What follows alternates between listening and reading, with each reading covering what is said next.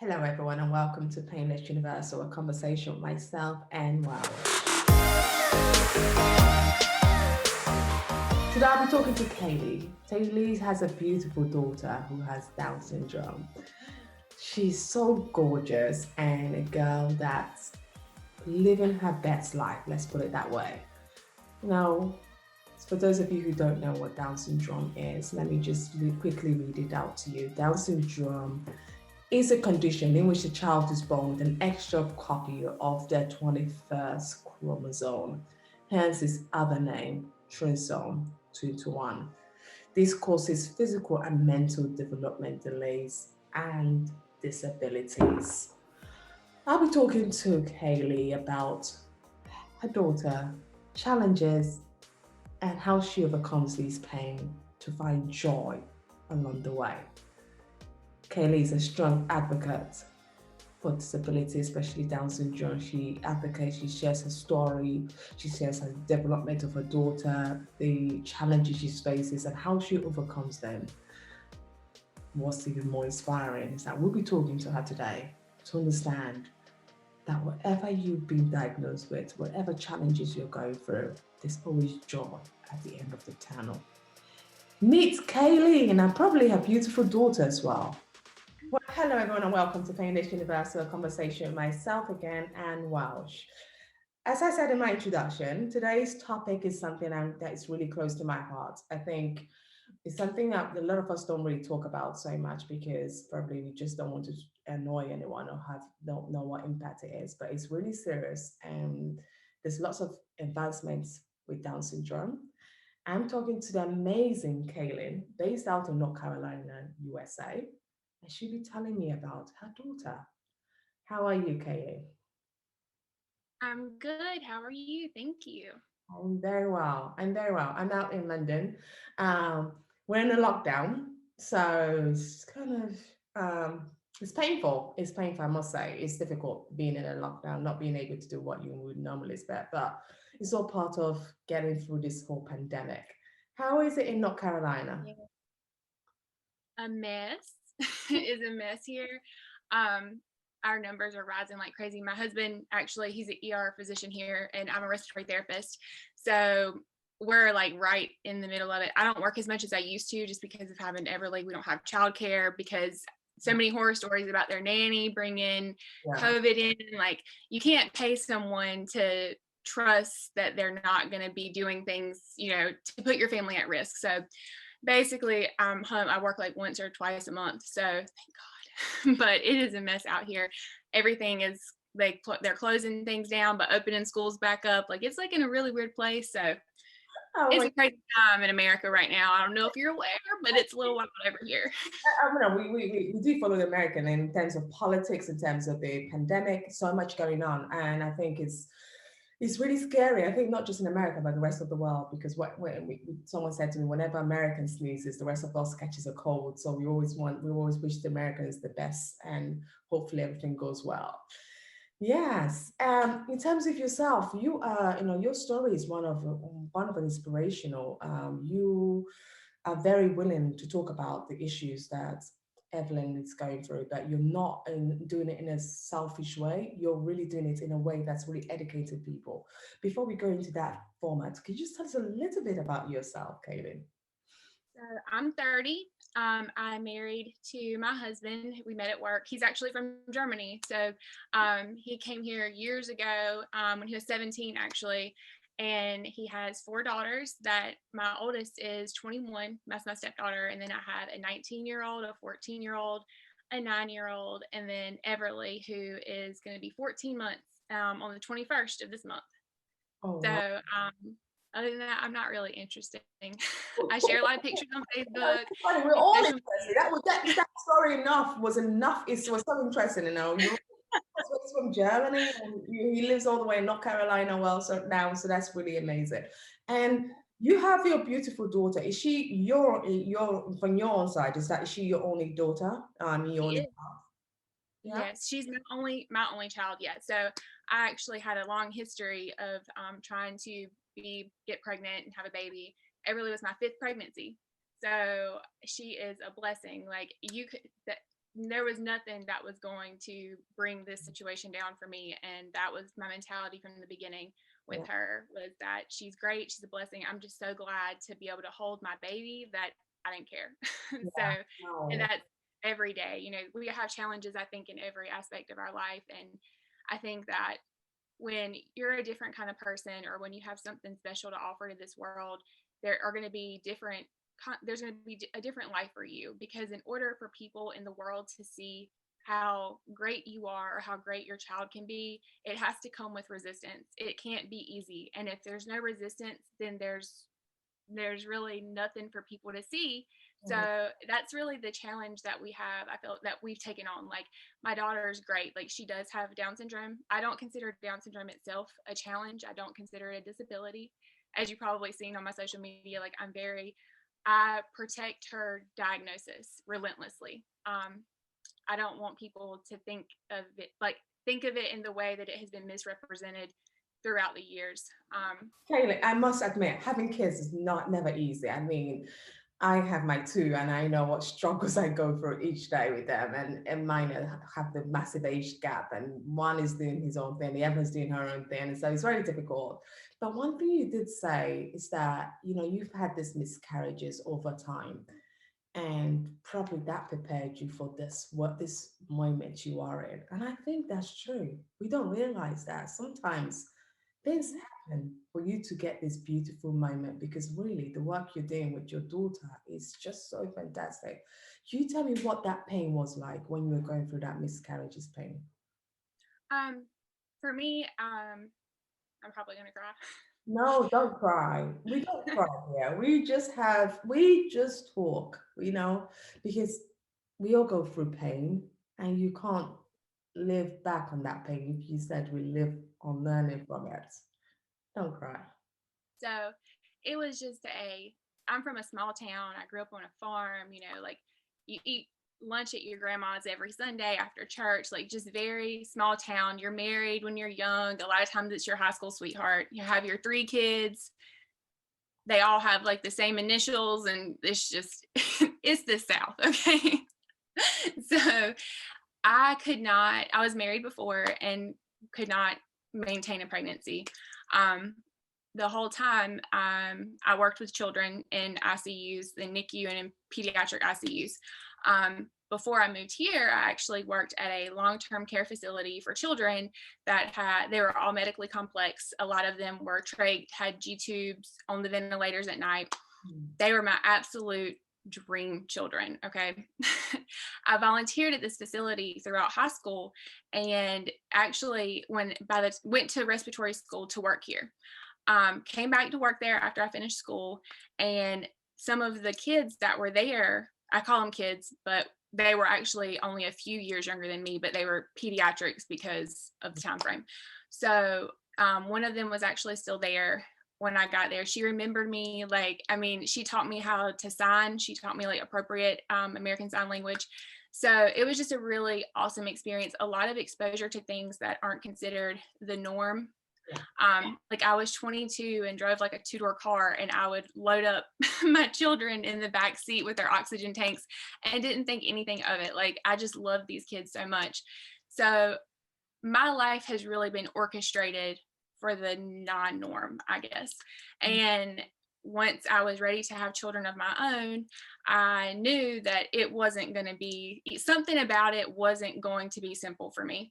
And I was okay with that. After failed pregnancies, I didn't really talk about it a lot. Like, my mom didn't even know. Just because it was just a weird time for me. Like, to me, I associated pregnancy with loss. And so when I found out that I was pregnant with Everly, I didn't tell anybody but my mom. And I was like, I don't want to announce it or anything like that until I was 18 weeks is when I finally like made it public news. And she actually was the one who put it on social media. I wouldn't even do it. It was just a really strange, the miscarriage period, like for those years where I was going through that, were just very hopeless. But it kind of matched the theme of my life because my marriage was also pretty hopeless. So it was like, well, maybe, this is preparing me for something bigger. During those times, like I had to grieve, like I had to lose things, I had to lose hope, I had to be strong, I had to rely on myself. There were a lot of lessons that I really did have to learn that have truly molded me into the person that I am and that I needed to be for my daughter, that I don't know that I would have been ready for years ago. No. And because you learn, you really do, like Yeah. through pain and through these sufferings and through the grief is just a crazy, crazy thing. Yeah. Um, and I think that it really did teach me a lot, and it has made me into a very strong advocate for her. I want to get to the root of where these issues and misconceptions about Down syndrome really lie, which is like in our medical community, um, our OBs, like the people that we encounter first. When you found out your daughter, you were pregnant, and this one finally took in because no problem. I always say, I think also tally it to God has a way of preparing us.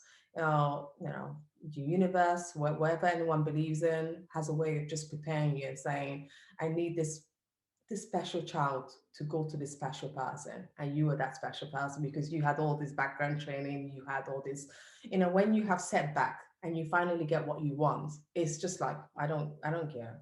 I'm so glad. And she's so perfect. But when you She's found so perfect. she, And she knows it too. She's like, her personality is exactly the way that you depict it on I Facebook. really thought I was going to meet her today because I just love watching her.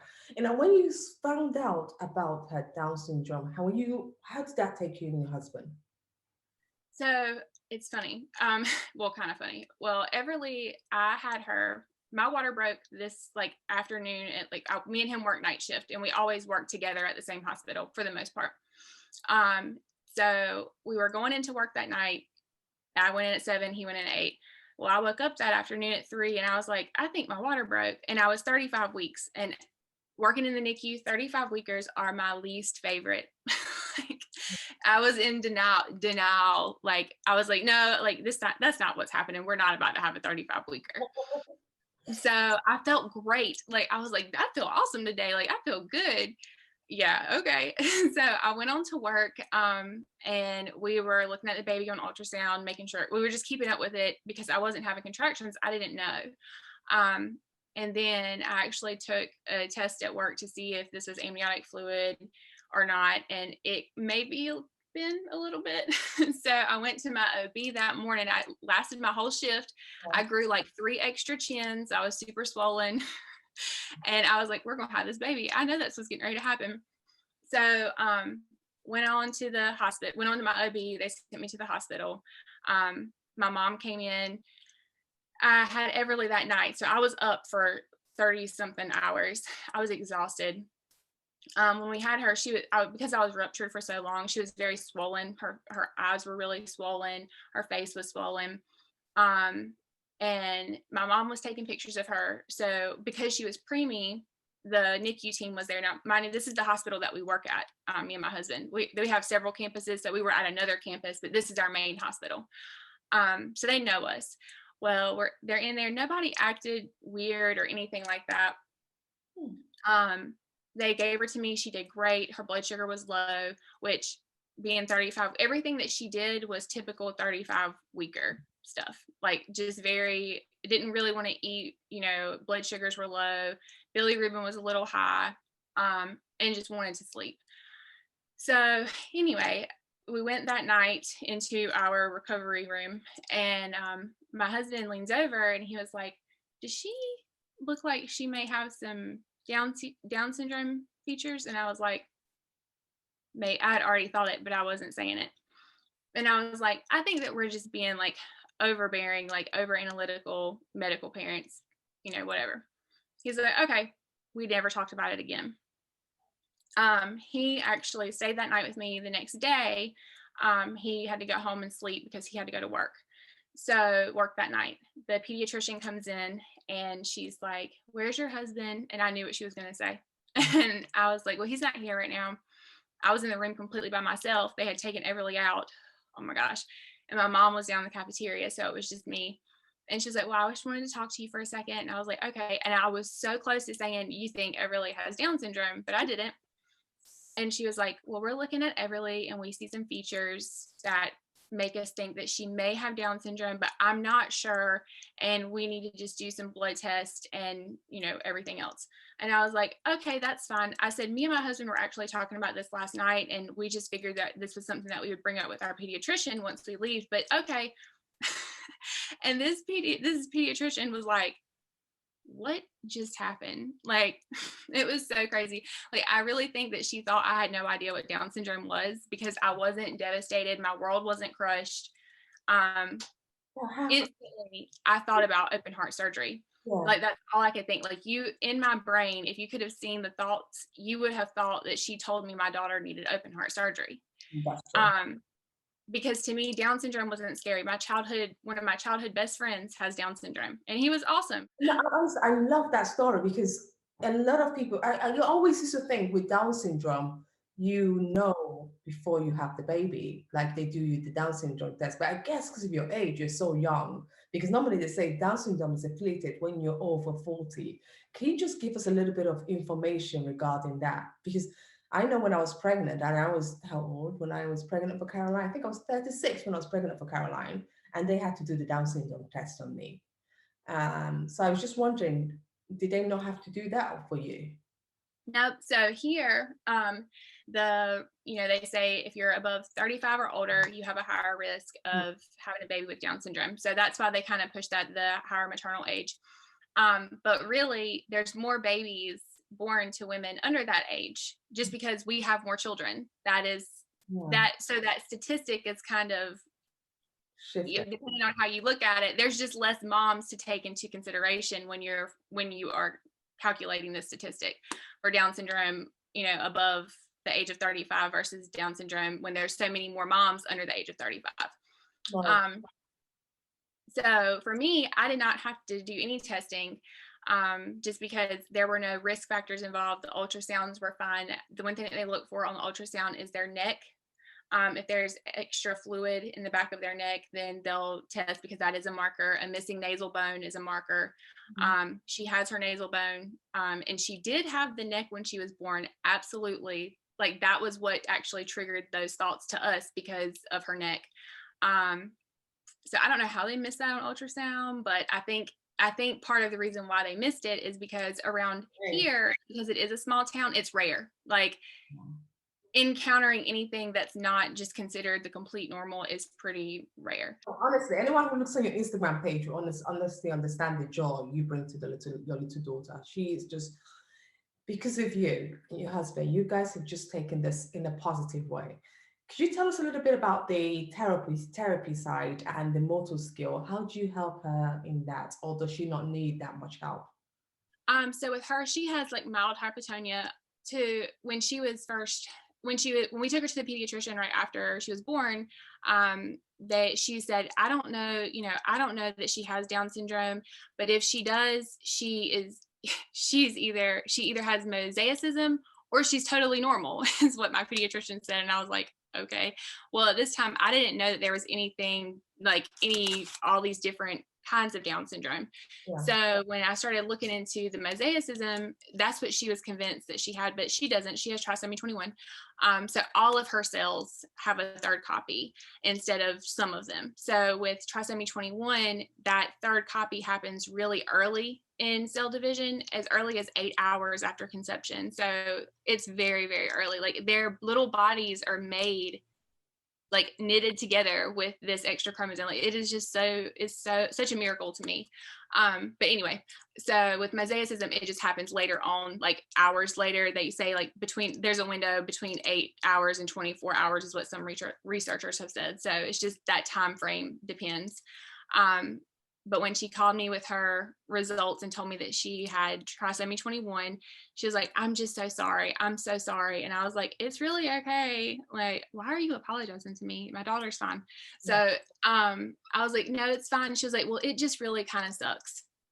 Does it? Because I don't think so. So I made up my mind that we were going to continue to see this pediatrician until Everly is too old to see this pediatrician, because I was like, she's going to eat those words, and I'm going to make sure of it, and Everly's going to make sure of it, and it's going to happen. even if I have to bite my whole tongue off in the meantime, she's going to see this lady. Oh. And she does. And I'm still, my face gets so tight when I go in there. And I'm just like, and she's really nice, but I just know from the beginning, I didn't feel like she believed in her. You as a mother as well have to also believe in your child. I think what you're saying as well, as much as, because a lot of people will take that opinion and say, actually, that's true. I should do it this way. But you as a mother said, you know what? You might have that opinion about her. She might have this 21 chromosome thing. But my daughter, I know who I've given birth to. She is more than that, and I'm going to prove it to you. I love that confidence about you because not many people have that. I think one thing too is people don't realize how common Down syndrome is, because 1 in 700 babies are born with Down syndrome. But let's talk about how many people actually conceive a child with Down syndrome. Uh-oh. So, that conception rate is a lot different. 20% of babies with Down syndrome do not survive the first cell division. That's 20%. Like 20% of them do survive the first cell division, 20%, and then 20% make it to fertilization. So it is very slim that your child that has been conceived with this extra chromosome makes it into the world. Like, your baby is strong. They're not weak. They're not different. There's nothing wrong with them. They are strong. And I feel like that is something that needs to be pushed, like, to reassure parents, like, your child didn't make it here. This is not a mistake. That extra copy happens, and that's not abnormal. Like, just every step that has to be so perfect in order for a child to be born, you will never convince me that this is an anomaly. It's just different than you and I, and that doesn't make her weird or less valuable, but history remains steady, I feel like, and that is something that we'll change it one day. We're laying the groundwork, so that's all we can do. But that is something that a lot of people don't realize, is that Down syndrome is common. It's not uncommon. What's uncommon is that your baby makes it here for you to hold them and for you to love them and for them to thrive in this world. For them to be given this opportunity is what's rare. So to me, knowing that she was born with this, like, super genome is what we call it. There's an article written about it. And she's born extra strong. And so we just kind of hold fast to that and just keep pushing forward and trying to get everyone else kind of to understand that this isn't weakness. This isn't weird. It's not abnormal. Like, you just deal with your extra chromosome just like you would if you didn't have it. Yeah, So absolutely. But my whole mentality when we first had our early intervention meeting, and they're telling me that she's disabled, and I'm holding my baby who is 3 weeks old, who's asleep.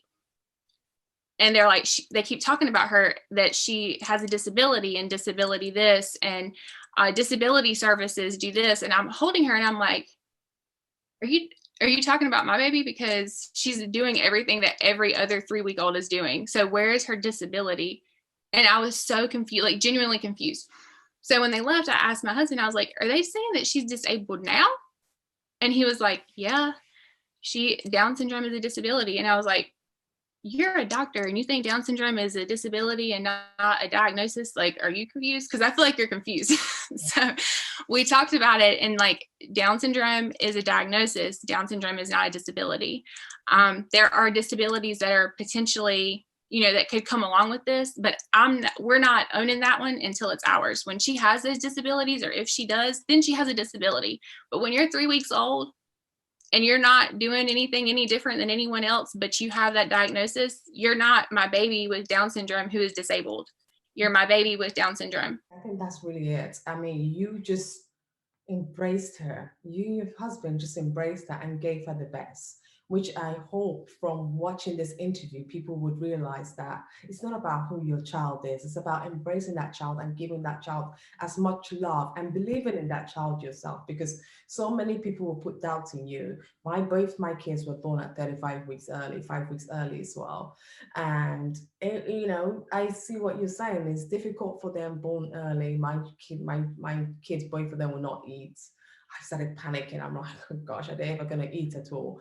So the Mhm. nurse would say to me, oh, we don't think you're ever going to have to take her out of hospital. She might be here for a very long time. I had to one day say to myself, enough, Yeah. enough.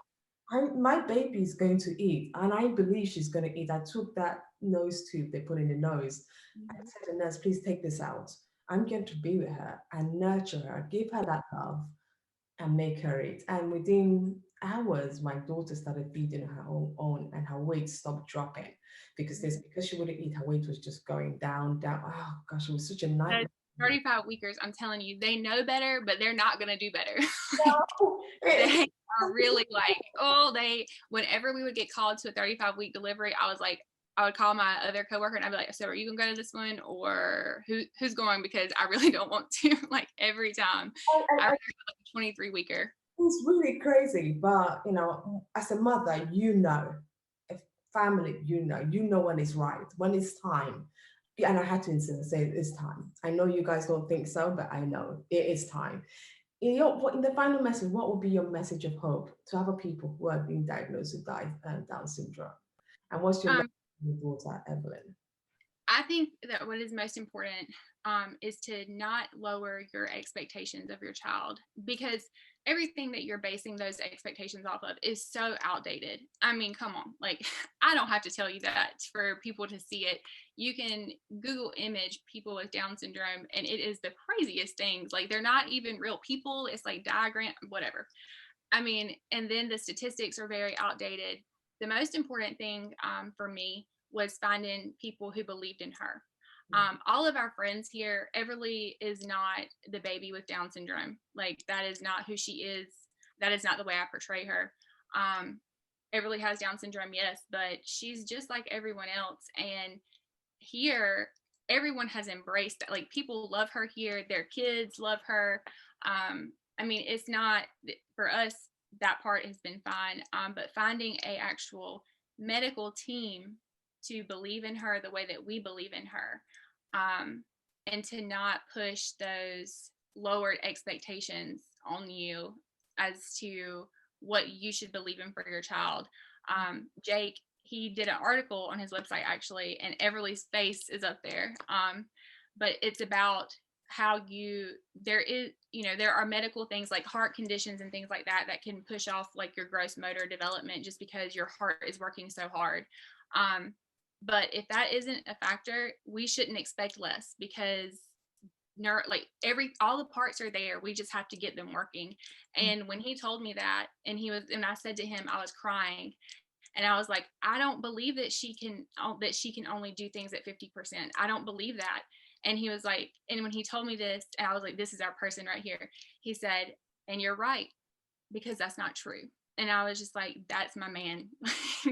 He is in it for the long haul. And he actually did a podcast advocating for Down syndrome kids, for kids and those with Down syndrome, just about their abilities, and how just because statistically paperwork and science says this, that doesn't mean that that falls under what we expect from your child, because every child is different, regardless of their chromosomes, regardless of anything else. Every child does everything at a different time.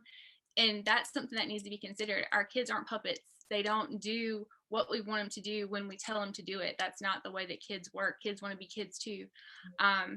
So there are so many things to consider just in the personality of your child.